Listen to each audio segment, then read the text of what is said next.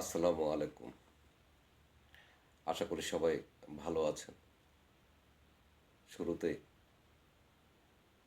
দেশনেত্রী বেগম খালেদা জিয়ার রুহের মাগফিরাত কামনা করছি। গত ৩০ তারিখের পর থেকে আজকে ৮ দিন অনেকটা বাকরুদ্ধ অবস্থায় আছি।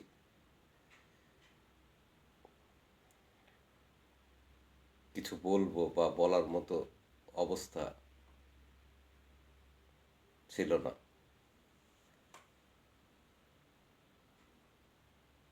শুধু কাজের ফাঁকে সোশ্যাল মিডিয়া, ইউটিউব, সংবাদ মাধ্যমে চোখ রেখেছি।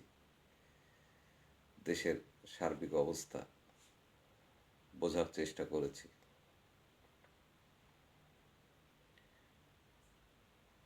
এর মাঝে যতটুকু আমার এই ক্ষুদ্র জ্ঞানে বুঝতে পেরেছি, বেগম খালেদা জিয়ার জানাজায় যে সর্বস্তরের মানুষের যে সমাগম ঘটেছে, তারপর আজ অবধি তার কবরে সর্বস্তরের সাধারণ মানুষ যেভাবে শ্রদ্ধা নিবেদন করেছে, তাতে একটি জিনিস আমার কাছে পরিষ্কার হয়েছে যে কেউ যদি মানুষের ভালো চিন্তা করে, মানুষের ভালোর জন্যে লড়াই করে, মানুষ তার প্রতি শ্রদ্ধা রাখে, মানুষ তাকে সর্বোচ্চ দিয়ে ভালোবাসার চেষ্টা করে।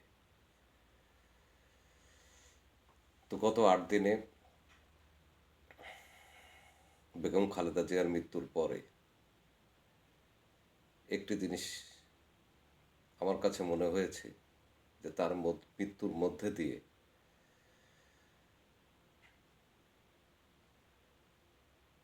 তারেক জিয়াকে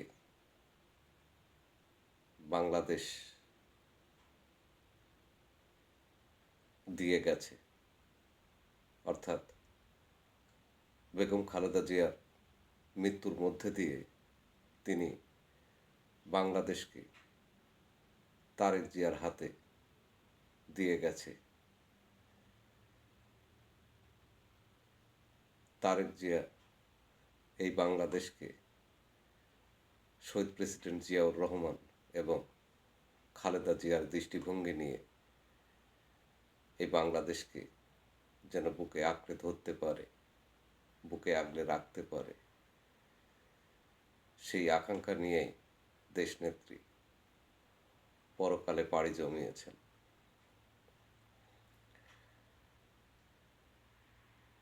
আমার মনে হয় জনাব তারেক রহমান সাহেব তার দায়িত্ব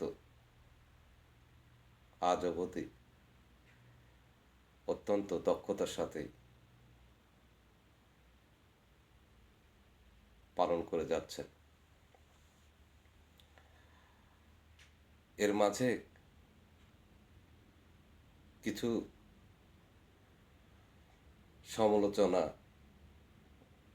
কিছু কটাক্ষ হয়েছে, তবে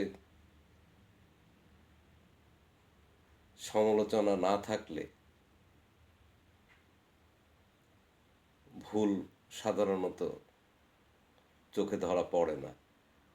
তাই সমালোচনা অবশ্যই খারাপ না। রাজনীতিতে সমালোচনা থাকা প্রয়োজন আছে।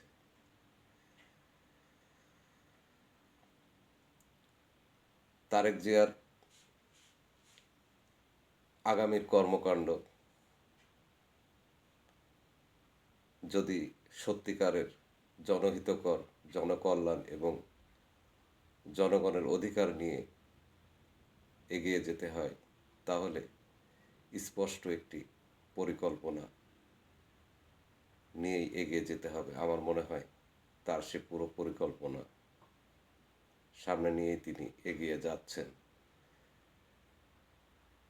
এতে সব থেকে বড়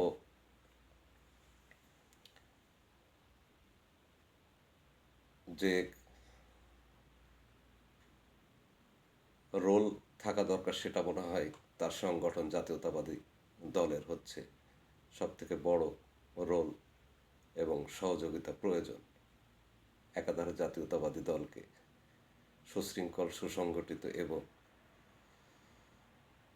জনহিতকর কাজে এগিয়ে আসতে হবে। রাজনীতিতে স্ট্যান্ডবাজি যদি ভালোর জন্য হয়ে থাকে বা ভালোর জন্য যদি স্ট্যান্ডবাজি করার প্রয়োজন হয়, করতে হবে। তার কারণ এই স্ট্যান্ডবাজি করতে করতে ভালো কাজের অভ্যাস তৈরি হয়ে যাবে।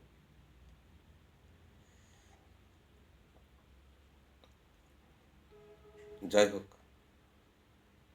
আজকে এর থেকে তাদের সম্পর্কে বেশি বলার মতো পরিবেশ তৈরি হয়নি।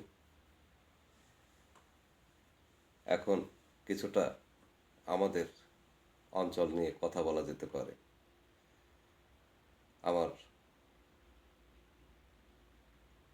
গ্রাম, আমার ইউনিয়ন পাকশি, যুক্তিতলা, ঈশ্বরদী তথা আটঘরিয়া।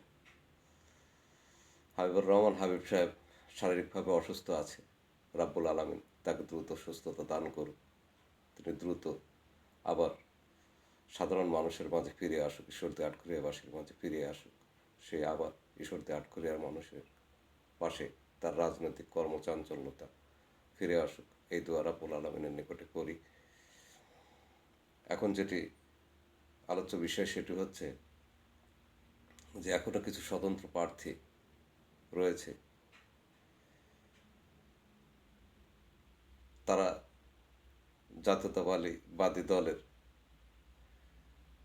আদর্শে বিশ্বাসী হিসাবেই তারা নিজেদেরকে দাবি করছে।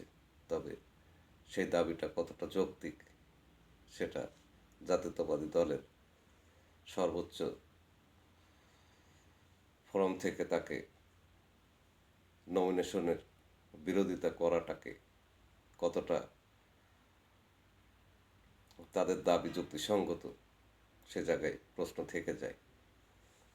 এখন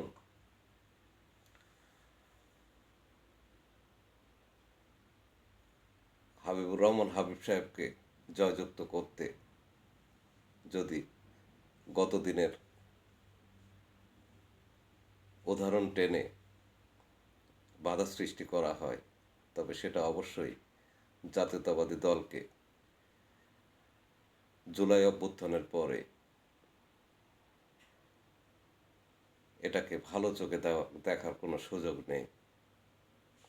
এটা অবশ্যই জাতীয়তাবাদী দলের বিরুদ্ধাচরণ এবং সাংগঠনিকভাবে সংগঠনকে দুর্বল করার একটি প্রক্রিয়া মাত্র।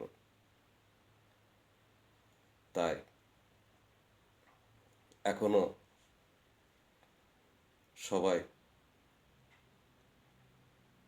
সুস্থভাবে চিন্তা করুন, সজ্ঞানে সুস্থভাবে চিন্তা করে মূলধারাতে ফিরে আসুন এবং রাজনীতির যে পুরো পরিবর্তন হয়েছে জুলাই অভ্যুত্থানের পরে, রাজনীতির যে পরিবর্তন হয়েছে এটাকে বিশ্বাস করুন এবং জাতীয়তাবাদী দলকে শক্তিশালী করার লক্ষ্যে হাবিবুর রহমান হাবিব সাহেবের হাতে যে ধানের শীষ তুলে দেওয়া হয়েছে সেই ধানের শীষকে জয়যুক্ত করুন।